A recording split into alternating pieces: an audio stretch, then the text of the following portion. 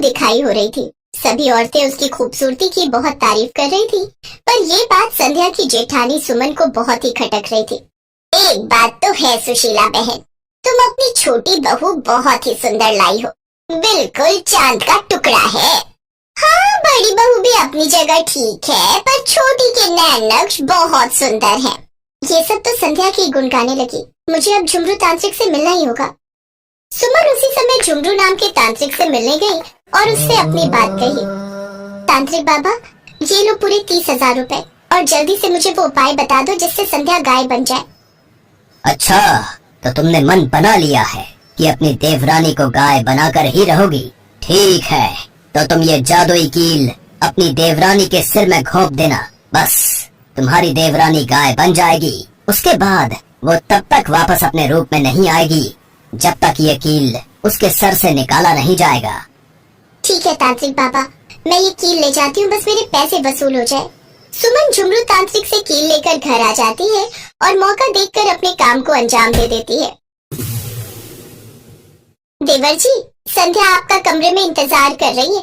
आज तो आप दोनों की सुहाग रात है, जल्दी से कमरे में जाओ, नहीं तो देवरानी जी नाराज हो जाएंगी। क्या भाभी, आपको भी बस मजाक सोचता है। जा रहा हूँ। सुमन मन ही मन मुस्कुरा रही थी, पर अचानक सूरज के शोर से सब घबरा गए। सब लोग सूरज के कमरे में जाते हैं और वहाँ पर संध्या की जगह एक गाय को देखकर घबरा जाते हैं। अरे, मेरे कमरे में ये गाय कैसे आ गई और संध्या कहाँ है? हे राम, ये गाय कहाँ से आई? अरे अरे, आज तो देवर जी के सुहाग रात है और उनके कमरे में ये गाय कैसे आ गई? पर संध्या कहीं दिखाई नहीं दे रही।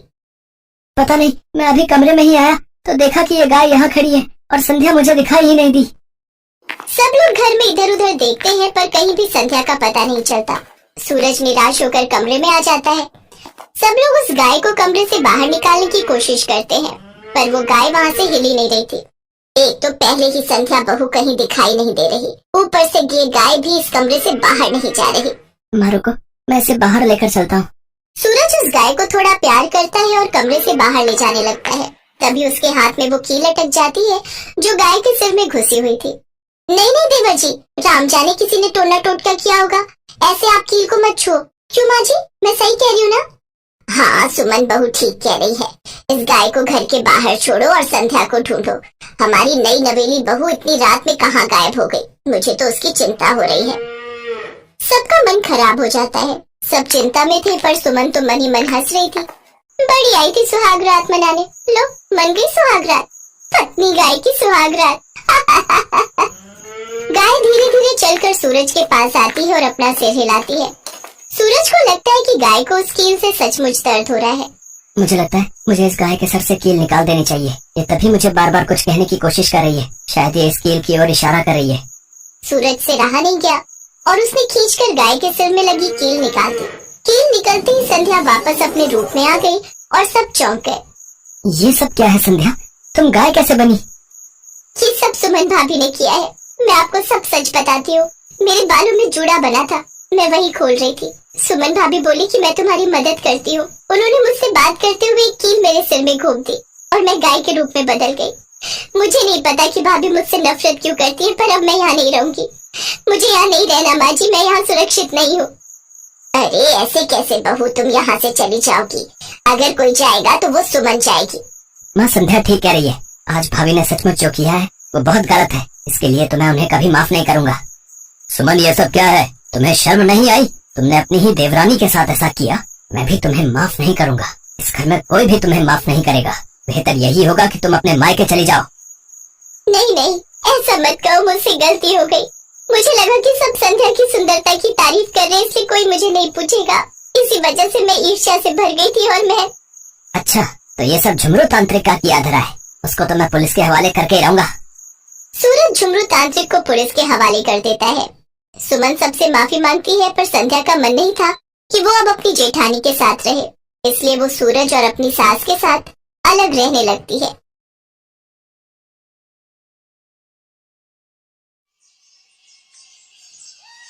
राजेश नाम का एक ऑटो वाला ऑटो चलाया करता था। उसकी बीवी शीतल और 7 साल का बेटा राजू था। वो अपने परिवार के साथ हंसी खुशी जिंदगी बसर कर रहे थे। अजी सुनती हो? हाँ, आ रही हूँ अभी।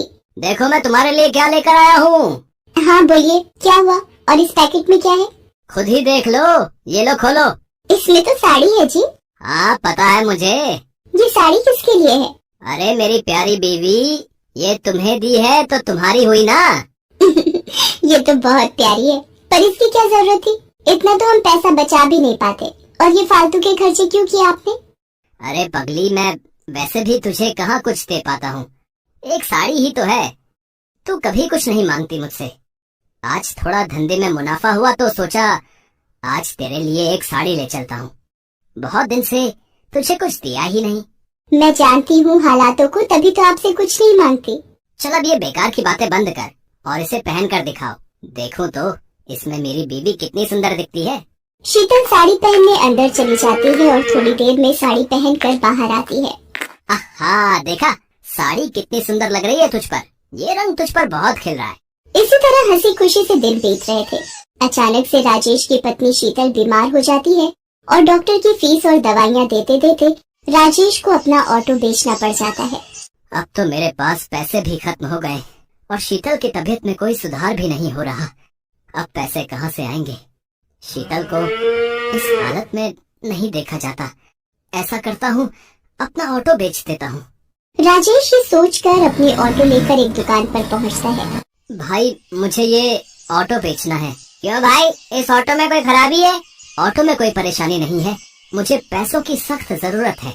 मेरी बीवी बहुत बीमार है और मुझे पैसों की जरूरत है, इसलिए मुझे ऑटो बेचना पड़ रहा है। अरे भाई, अगर ऑटो बेच दोगे तो घर का खर्चा कैसे चलाओगे? हाँ, पर बीवी की तबीयत भी तो देखनी है। उसकी दवाइयों के लिए मेरे पास पैसे नहीं हैं और मुझे कुछ समझ में नहीं आ रहा है कि अब क्या करूं। अरे भाई, एक काम कर सकते हैं आप, ऑटो बेचकर एक रिक्शा ले लो, जिससे कुछ पैसे भी मिल जाएंगे और तुम घर चलाने के लिए रिक्शा भी ले लोगे। क्या समझे? बात तो तुम सही कह रहे हो भाई। राजेश बात मान जाता है। राजेश ऑटो बेचकर एक रिक्शा ले लेता है और दिन रात उस पर मेहनत करता है। वहाँ राजेश की पत्नी की तबीयत अचानक खराब हो जाती है और वो उसे हॉस्पिटल लेकर जाता है। डॉक्टर साहब, मेरी पत्नी को एक बार देख लीजिए, उसकी तबीयत बहुत खराब है। ठीक है, इसे मेरे कैबिन में लेकर आओ। राजेश शीतल को डॉक्टर के केबिन में लेकर जाता है। इनकी तबीयत बहुत खराब है, आप ये इंजेक्शन जल्दी से लेकर आइए, वरना मैं कुछ नहीं कर पाऊंगा। राजेश के पास पैसे नहीं थे। थोड़े से पैसे लेकर राजेश दवाई की दुकान पर जाता है और इंजेक्शन लेने के लिए पैसे देता है। इनमें 10 रुपए कम है। भाई मुझे इंजेक्शन दे दो, मेरी बीवी की तबीयत बहुत खराब है। पहले 10 रुपए लेकर आओ। प्लीज मुझे ये इंजेक्शन दे दो, नहीं तो मेरी बीवी मर जाएगी। भाई मेरे पास यही पैसे हैं और मुझे इंजेक्शन की बहुत जरूरत है। राजेश उसी दुकान के सामने रोने लग जाता है। उस दुकान वाले से रोते रोते अपनी बीवी के लिए इंजेक्शन मांग रहा होता है, लेकिन वो दुकान वाला बहुत लालची था। वो राजेश को वहाँ से भगा देता है। अरे कुछ भी करो, मुझे 10 रुपए दो तभी इंजेक्शन मिलेगा, वरना निकलो यहाँ से। राजेश बिना इंजेक्शन के ही वापस आ जाता है और उसकी बीवी का देहांत हो जाता है। राजेश अपने बेटे के साथ रहने लगता है। उधर दुकानदार, जिसका नाम विपिन था, जहाँ राजेश के पास पैसे न होने पर उसने राजेश को धक्का देकर भगा दिया था। वो एक बहुत ही लालची दुकानदार था। वो दवाइयों से बहुत पैसा कमाता था, इसीलिए उसने अपनी बहुत जायदाद कर ली थी। आजकल धंधे में बहुत कमाई हो रही है, हर माल में मुनाफा हो रहा है। अब एक काम करता हूँ कि एक प्लॉट और ले लेता हूँ। हाँ। विपिन घर पहुँचता है और प्लॉट लेने की सोचता है। पापा पापा। तभी विपिन को अपने बेटे की आवाज सुनाई देती है और भाग कर जाता है तो देखता है कि उसका बेटा जमीन पर बेहोश पड़ा है। वो अपने बेटे को लेकर अस्पताल पहुँचता है। डॉक्टर साहब देखो, मेरे बेटे को क्या हो गया है? ये बेहोश कैसे हो गया? पता नहीं, जब मैं इसके पास गया तो ये बेहोश पड़ा हुआ था। मुझे इसका चेकअप करना होगा।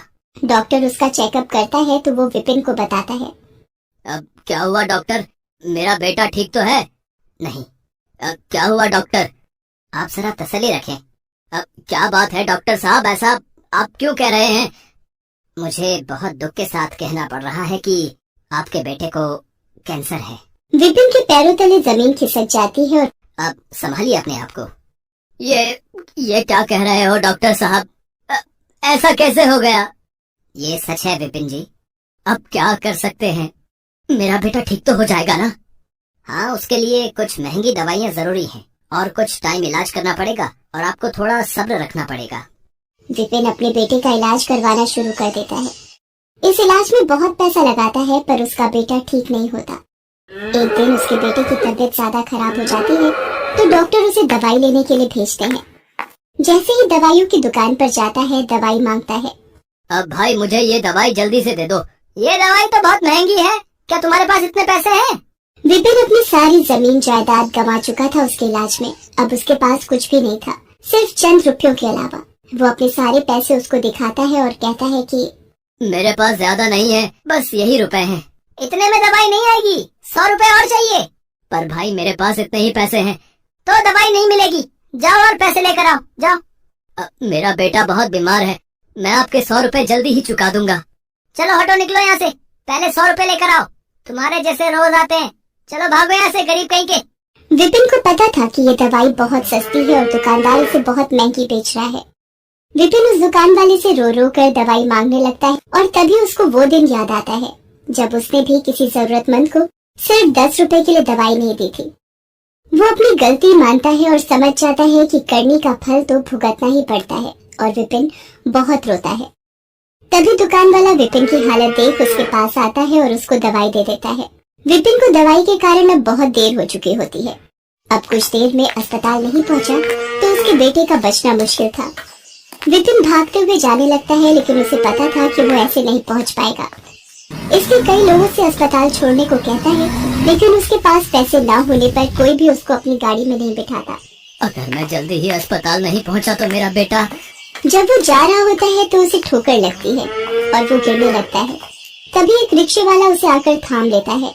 वो वही रिक्शे वाला होता है जिसको दवाई देने के लिए विपिन ने मना कर दिया था, लेकिन फिर भी वो अपने रिक्शे में विपिन को बिठा लेता है और पूछता है, भाई तुम्हें कहाँ छोड़ दो? मेरा बेटा अस्पताल में है, मुझे वहाँ जल्दी पहुँचना है, लेकिन मेरे पास पैसे नहीं हैं। कोई बात नहीं, आप परेशान ना हो, सब ठीक हो जाएगा। मैं आपको वहाँ बिना पैसों के छोड़ दूंगा। विपिन बैठे बैठे बस अपने किए पर पछता रहा होता है। उसका लालच उसके सामने आ रहा था। वो अपने किए पर बहुत पछता रहा था पर समय निकल चुका था। मैंने दूसरों का बहुत दिल दुखाया है और शायद इसीलिए आज मेरी ये हालत है। इसी वजह से मुझे आज ये दिन देखना पड़ रहा है। मैंने न जाने कितनों को दवाई नहीं दी, कुछ पैसों के लिए, और आज मैं भी वहीं खड़ा हूँ। आज मेरे पास भी पैसे नहीं है और दवाई की जरूरत है। सबको ऐसा ही महसूस होता होगा जैसा कि मैं लाचार महसूस कर रहा था। विपिन हॉस्पिटल पहुंचता है और वहां जाकर दवाई डॉक्टर को दे देता है। वहां उसके बेटे की तबीयत और खराब हो रही होती है। ये सब उससे देखा नहीं जाता और उसकी आंखों से आंसू की धारा निकल पड़ती है। तभी उसको भगवान की मूर्ति दिखाई पड़ती है। भगवान, मेरे कर्मों की सजा मेरे बच्चे को मत दो। जो सजा देनी है मुझे दे दो, पर मेरे बच्चे को बख्श दो। और ये कहकर वो फूट फूट कर रोने लगता है। तभी डॉक्टर वहां आते हैं और बताते हैं कि उनका बेटा अब ठीक है। विपिन राहत की सांस लेता है और उसके कुछ समय बाद